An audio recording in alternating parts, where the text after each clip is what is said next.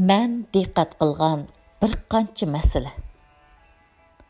Allah qiyinchilikdan keyin osonlikni berdi. Talaq surasi 7-oyat. Birinchi, tarixdan beri Sharq Turkiston masalasi bugünkidek xalqaralashmagan. Xalqimiz bugünkidek tashkillanmagan va ittifoq bo'lmagan edi. Keng ko'lamlik namoyish o'tkazish, tashviqot xarakterlik yig'inlarni echish, uchrashish, mo'yim suhbatlarni elib berish, shaharlar, davlatlar aro safarda bo'lib, do'stlarni ko'paytirish, dardimizni dunyoga anglatish, turli tashviqot vositalari orqali bu xizmatlarning unumini texmo oshirish yo'lida qilingan fidokorliklarning qimmatini bilish va uningga to'g'ri baho berish da'vo ishlarimizga turtki bo'ladi. Bu xizmatlar o'z aloyidliklari bo'yicha da'vo ishlarimizga har tarafdan ta'sir ko'rsatib, Sharq Turkiston da'vosini xalqaralashtirishda inkor qilishga bo'lmaydigan natijalarni qozondi. Albatta, xizmatlarimizda kamchilik, xatoliklarimiz yo'q emas. Buni tuzitib ketgili bo'ladi. Lekin bu orqali natijalarni qora qo'yoq inkor qilishga bo'lmaydi. Namoyishning, yig'ilishlarning nima roli bo'ldi? Uchrashish, suhbatlar, suratga tushishlar bo'ldi-ku deb qarash, shaharlar, davlatlar aro aloqa bog'lab, da'vo ishimizni, dardimizni ularga anglatish, xalqaroning hissdoshligi, qo'llashini qo'lga keltirish yo'lida qilingan xizmatlarni yo'q chiqarishga urinish to'g'ri niyatdan emas. Agar tashkilotlarimiz shu xizmatlarni ishlamagan bo'lsa, xalqimiz ittifoq bo'lib, har tarafdan qo'llamagan bo'lsa, da'vo ishlarimiz hozirgidek xalqaro sahnaga chiqa olamdi. Yoki biror fursat kelib, o'zi chiqib qoldimi? Undaq emasligi hammamizga ayon. Ikkinchi, oramizda shaxsiyatchilik, manmanchilik, obro'yparastlik, shuhratparastlik kesiliga giribdor bo'lganlar yo'q emas. Shu vajidan bir qancha shaxsning g'arazlik holda bir-birini haqoratlab ayiblashlari millatning ittifoqsizligi jumlasidan emas. Tashkilotlarimizning o'z ahvoliga yarasha belgilagan xizmat yo'nalishlari bo'yicha ish-harakat elib berib, bir nishon, bir g'oya uchun kurash qilishi normal ahvol. Agar ularning kurash qilish nishoni va maqsad g'oyasida o'zaro kelisholmaydigan qarim-qarshilik bo'lmasa, ba'zi masalalardagi o'xshamagan ko'z qarashlarda vaqti kelganda birlik kelalaydi. Kelolmagan taqdirda o'z ko'z qarashlarini bir mezgil saqlab qolsa bo'ladi. Bu bir saptiki tashkilotlarda bo'lib turadigan ahvoldir. Bundaq ahvollarni tashkilotlarning ittifoqsizligi deb jar solsak bo'lmaydi. Bundaq qilish ittifoqsizlikni keltirib chiqardi. Tashkilotlarning maqsad, nishoni bir bo'lib, harakatni chaqqan ko'p qutuplik bo'lg'ini da'vo ishlarimizga foydali. Meningcha, barliq Sharq Turkiston tashkilotlarini bir markazga to'plash ko'z qarshi hozirgi realligimizga mos kelmaydi. Tashkilotlarimiz tarafidan qurilgan Sharq Turkiston tashkilotlar birligiga o'xshash bosh qo'shgan tashkilotlar o'z rolini haqiqiy joriy qildirsa, navbatdagi ehtiyojli masalalarga javob berələydi deb qarayman. 3. Ayıb nuqsanlarımızı ziyoda köptürüb ko'rsatish.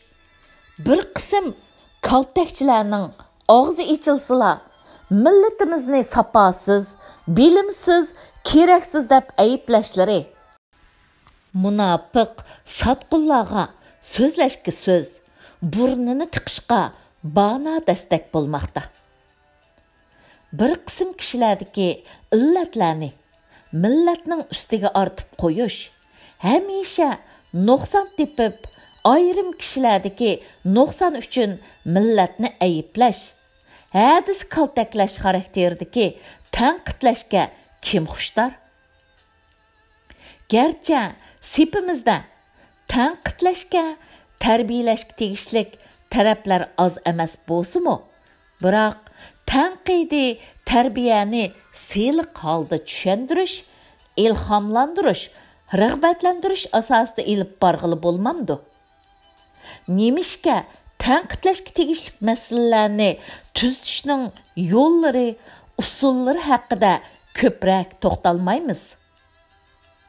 Her qandaq inqilobiy harakatda yetakchilar, tayanchlar, pidokorlar bo'ladi. Shuningga agishib, orqa sapda turib, qo'llag'uvchilar, uyda o'ltirib, zang qo'yg'uvchilar, baholag'uvchilar, so'g'uq suv sepguchilar, issiq choy tanglig'uvchilar ham bo'ladi. Bu bir nisbat o'zgarishchanlikka ega reallik. Shunga avangardlar o'tirg'i chiqadigan ishlar va kunlar bo'ladi. Xalq sal bo'lib oqadigan kunlar ham bo'ladi. Bundaq ishlarda savrchanlik bilan to'g'ri muomalada bo'lish lozim. O'z odamlarimizga ularga to'g'ri kelmaydigan qalpoqlarni kiydirib, dil azori bermasligimiz kerak. Boshqa taraflardan kelayotgan dil azorlarimi yetib oshadiganligini nazarga ilishimiz lozim. Masalani chiroyli tushuntirib, tarbiya xizmati ishlab, da'vat qilishni uzildirmay elib berish zarur. Lekin ayiblash, azor berish, mos kelmaydigan qalpoqlarni kiydirib, do'q qilishlarni qo'llanmaslik kerak. Bundaq qilish salbiy natija berib, sepimizni shalanglashtirish rolini o'ynaydi. Mencha, avam xalqda cho'ng masala yo'q. Ular bir nishon, bir maqsadda ittifoq bo'la oladi. Bu masala sarxillarimiz ichida gavdalanyotdi.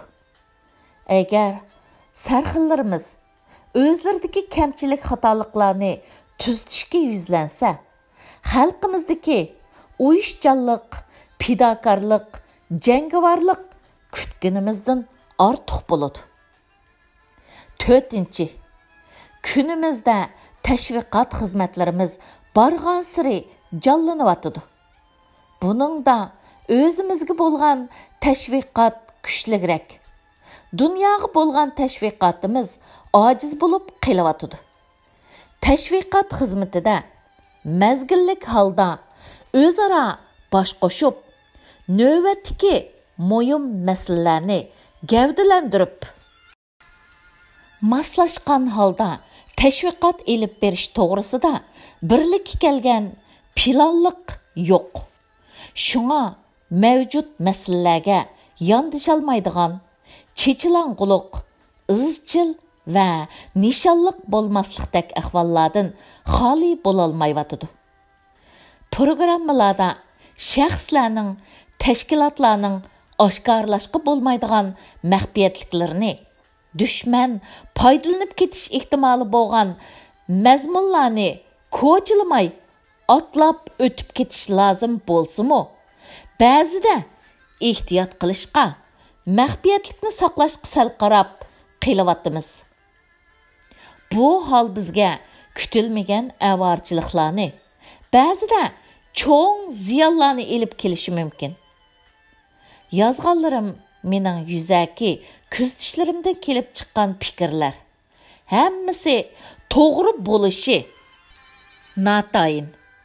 Lekin bu məsələlər öz mövcudluğu bilan diqqətimni tortdi.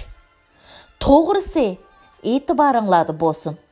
Xatosiga afu qilg'aysizlar. Afu qilish kang qo'rsoq bo'lish qarindoshlar fazilatidir. Almas Hacı